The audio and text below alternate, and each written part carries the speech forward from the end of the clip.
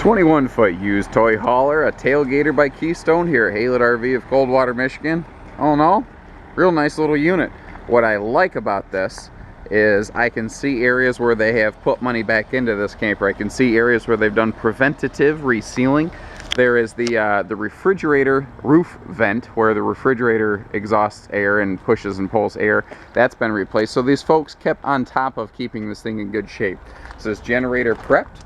So you do have the ability to add a generator to it should you be so inclined. And if you don't want it, great. It's a perfect place to, haul logs or cargo or just about anything. Again, preventative stuff like little mud dauber screen on the furnace. There's good signs like that here.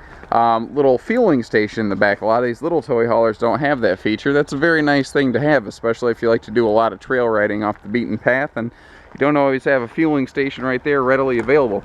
That tailgate is heavy duty and serious. You could seriously load some big heavy stuff in here.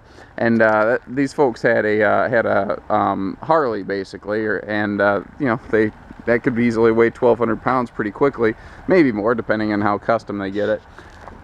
They swapped. The question is if they liked it, why they swapped this out for something else? What did they purchase? Then they simply stated they just swapped it out for something that was just a little bit fancier than what they already had. They purchased a 222 Jayco Octane Superlight here at Haylet's, which is a very similar floor plan. The biggest thing is this is a manual rear bed. You have to push one side, then push the other, and it basically recesses against the ceiling when you're traveling, then it flops down to bed space where it's at right now.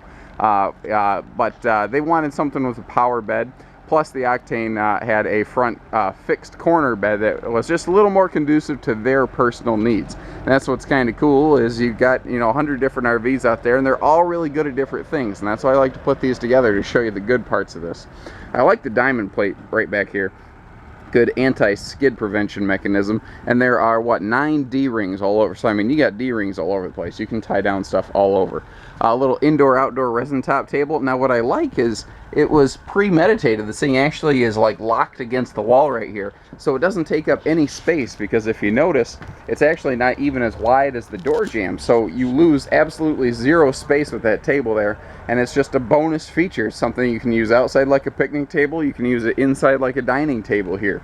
You have a pair of extra long benches here, so I mean, you got good napping couches if you need to, not to mention the fact that those can fold down into sleepers themselves.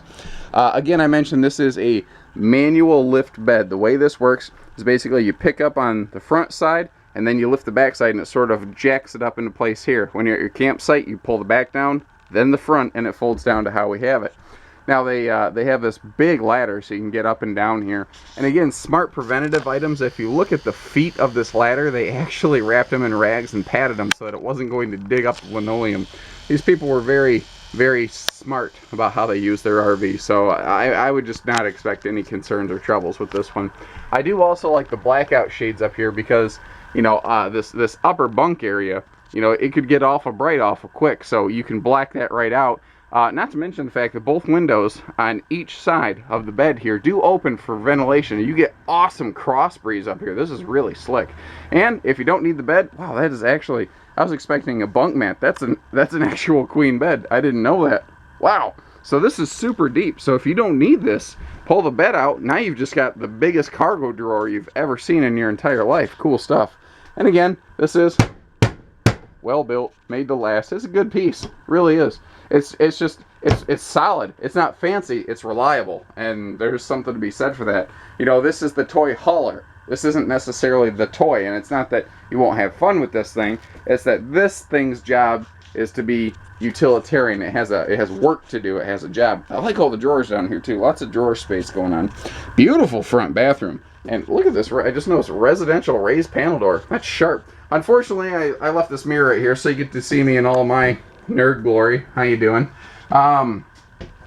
Big closet in here, and that's something that a lot of toy haulers do not have, is anywhere to hang clothes. And you can see that's a deficiency this one won't have. Look at the meat and the reinforcement they put in these cross members. A lot of manufacturers don't do that. This is a well put together piece. The more I look at it, the more I like it. It is nice. Remember that down here is your generator enclosure. I've had some people look at models like this similar in the past. Go, well, why don't they put drawers there? Because there's a generator housing on the other side. Big, by the way, big floor space here in the bathroom so you can actually get dressed. You don't have to get dressed in the living room where everyone can see you in all of your glory. You know, that's just not something I personally want to subject other people to, but everyone's lives are different. If you're more of an exhibitionist, hey, good for you. Be confident in yourself. I love it. Big shower here too. A lot of travel trailer toy haulers have crappy little showers, and headroom's not an issue in here. So, I mean, like I said, she's used, not abused. Very, very well kept, actually, all in all. You can tell that they loaded, unloaded in here, but it does not smell like fumes. They didn't have dogs. They didn't smoke. Very, very nice piece. Something I think someone's really going to enjoy. So give us a call, 800-256-5196. Haylett RV of Coldwater, Michigan. Take care. Stay safe. Happy camping. Have some fun.